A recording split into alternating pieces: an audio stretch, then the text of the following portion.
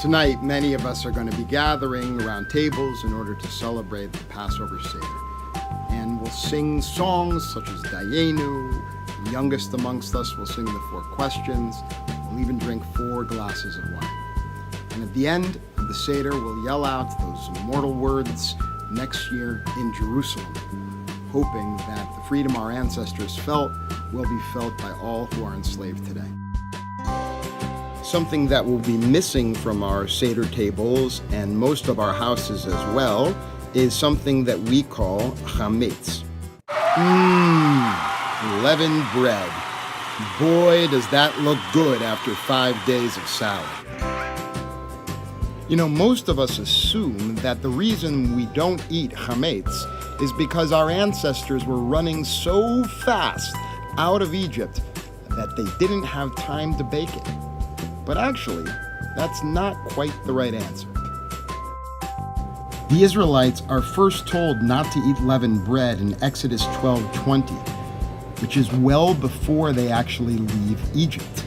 And so we can't accept this idea that the reason we don't eat leavened bread on Passover is because of the Israelites' rush out of Egypt, because when they're told not to eat leavened bread, they haven't even left Egypt yet. Which leads to the question, why can't we eat chametz on Passover? Leavened bread is not a natural product. It's something that we create from this grass that's called wheat. We create it by manipulating it, by taking the wheat and putting it in machines and literally changing its form and eventually turning it into something that we call flour. At this point, we utilize these tiny microorganisms called yeast to transform the flour even further. And eventually, after much manipulation, that wheat, that grass becomes chametz. Historians actually believe that the very first civilization that truly developed this process of creating chametz was ancient Egypt. It was there where it was processed not only into bread, but also into ancient beer. You can literally see the transformation of wheat in the hieroglyphics throughout Egypt.